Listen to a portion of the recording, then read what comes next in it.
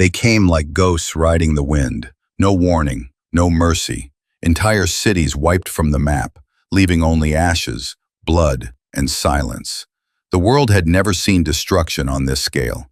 The year was 1206, and a man named Temujin would soon be called Genghis Khan, the ruler of all who lived in felt tents, the lord of the steppe, the terror of kingdoms. But how did one man from the barren plains of Mongolia forge the largest land empire the world has ever known? And why do his conquests still echo like a nightmare through history? At the heart of this story is not just war, but a revolution in fear itself.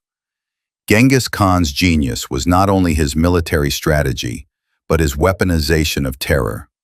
To understand his empire, you have to see how he turned psychology into a battlefield, where rumors traveled faster than armies, and panic could break walls that even siege engines could not.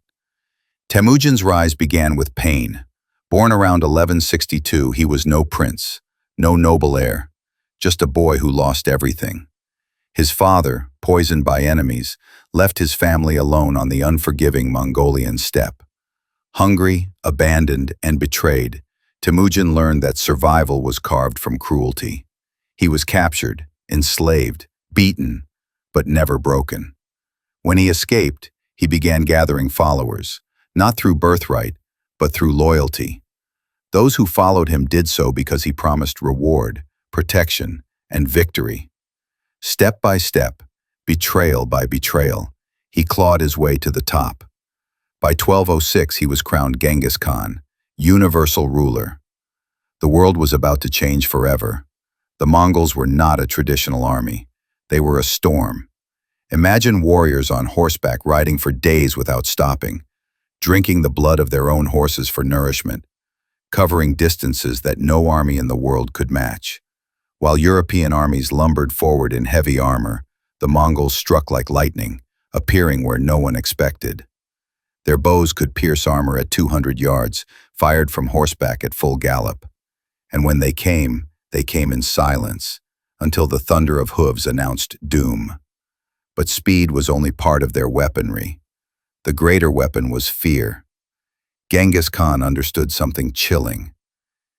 People break in their minds than on the battlefield. His armies sometimes spared survivors deliberately, sending them fleeing to nearby towns with horror stories.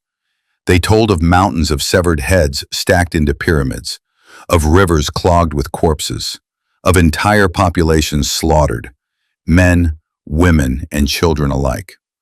Whether all of these stories were true or not didn't matter. The terror was real.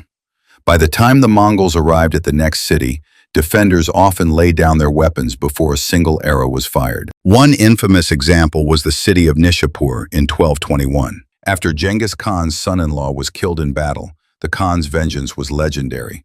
Reports claimed the city's entire population, possibly hundreds of thousands, was executed. Some chroniclers claimed even animals were slaughtered to erase all life.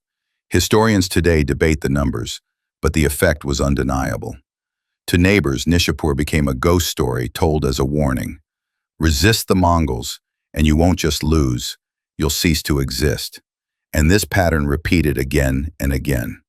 In Central Asia, cities like Bukhara and Samarkand fell not just to Mongol swords, but to the whispers of their reputation.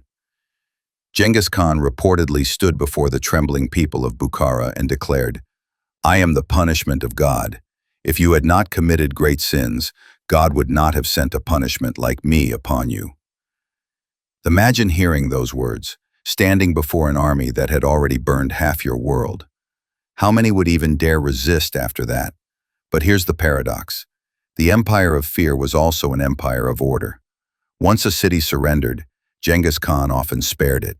Artisans, scholars, engineers, and merchants were protected, moved across the empire, and used to build something bigger than conquest. The Mongols built trade routes that stretched from China to Europe. They established laws that punished theft, murder, and betrayal. They allowed religious freedom, letting Muslims, Christians, Buddhists, and pagans coexist. Behind the terror was a strange kind of stability, but it was stability enforced by the shadow of annihilation. The Mongols were masters not just of war but of deception. Picture this. A defending city watches from its walls as a Mongol force seems endless, but in reality, the army is smaller. The illusion is created with multiple campfires, dummies on horseback, and troops riding in circles to appear more numerous. Sometimes, the Mongols pretended to retreat, luring defenders out of their strongholds, only to surround them with hidden cavalry. This wasn't brute force alone, it was manipulation, theater, and terror combined. Yet, Genghis Khan's brilliance wasn't just in strategy, it was in unity. For centuries, Mongol tribes had fought each other, divided by rivalries and blood feuds. Genghis Khan broke that cycle. He promoted men based on talent, not birthright. A poor shepherd could rise to command if he proved his skill. Discipline was absolute. Cowards were executed. Loyalty was rewarded with riches and power. To his soldiers, he wasn't just a leader. He was destiny itself, and that devotion made them unstoppable. As his empire expanded, fear rippled far beyond the battlefield. In the Middle East, tales of Mongol brutality caused cities to surrender without resistance. In Europe, kings and popes shuddered at rumors of horsemen sweeping toward their lands. The empire stretched from the Pacific Ocean to the gates of Europe, from Siberia to the Persian Gulf. No land empire in history ever matched its size. But it wasn't just the sword that carved it. It was the legend, the whispered stories that did half the work before the armies even arrived. But here's the chilling question. How much of the terror was real, and how much was myth? Chroniclers often exaggerated, inflating death tolls into the millions. But Genghis Khan didn't mind. The rumors worked in his favor. If 1,000,000 deaths made the next city surrender without a fight, then the lie was more useful than the truth. Make sure to like this video, subscribe to the channel, and hit that notification bell.